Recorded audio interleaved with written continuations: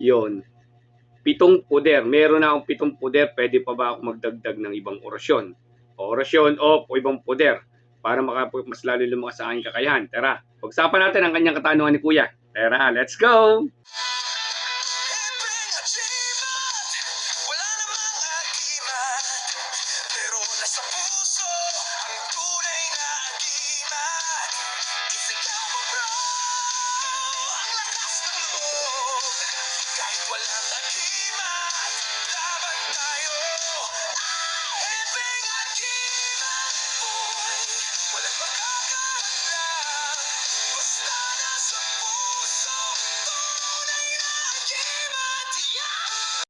Yung mabagpalang araw sa inyo lahat. God bless, more blessing. Ito na yung kagimat. Si Agimat, mahilig sa agimat, pero wala namang agimat. Nasa puso, ang tunay na agimat. Yung mga agimat, no? Sa katanungan ni Kuya kasi ay may 7 puder na siya. Kung pwede pa siya magdagdag na yung orasyon o puder, no? Orasyon kasi ang nilagay niya, hindi na nalinaw. Pero bigyan natin ng kasagutan din, mga agimat. Ito yung kanyang katanungan.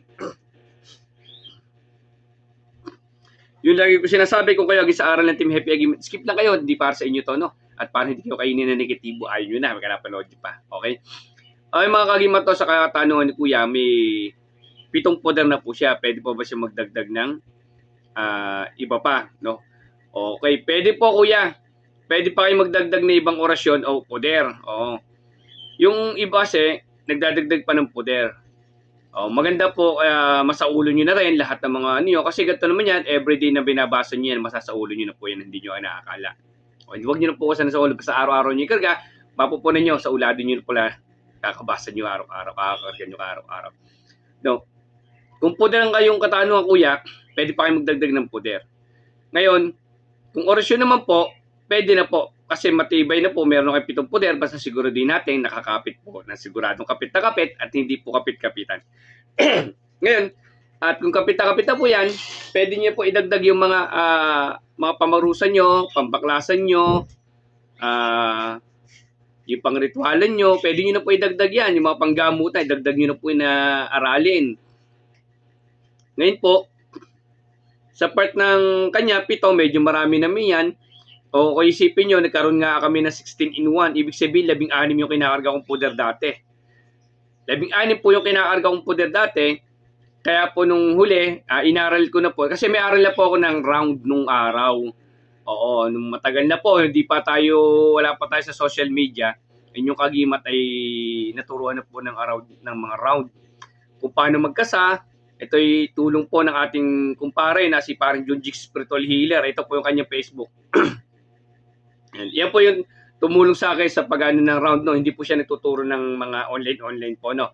Mga personal po, nagtuturo naman po siya pagka yung mga na nakalapitan natin loob. Palibasa tayo, dapat ang pakisama natin. For how many years na po kami, isang dekada na po kami magkakaibigan ko kumpare. Hanggang ngayon po wala nagbabago sa ugali namin. Kami pa rin magkakasama at tuloy-tuloy pagtulong namin. Iyon po yung round.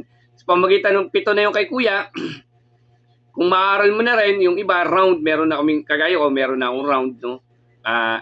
Ang nangyayari po kasi sa round kasi, yung akin kasi, may kakaroon ako ng mga susi. Pero po yan, kinukonsagra po yan. Hindi po nagtuturo basta online po ng ganyan po, medyo masaya lang po yan, no?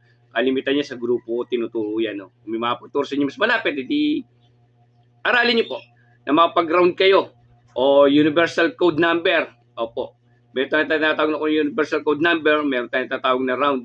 Mapag-aralin nyo yung iba't ibang pamamaraan para mas lalong mapabilis at mapagaan. Kalimitan, sa sobrang dami kasi, bibigyan ko idea, sa sobrang dami kasi, kalimitan, mapupunin nyo, ba't ang bilis magpuder nito mga to? Napakarami puder nito, ba't ang bibilis ng mga to? Kasi po, kalimitan, lalo yung biglaan po, isusi nila po ginagamit nila.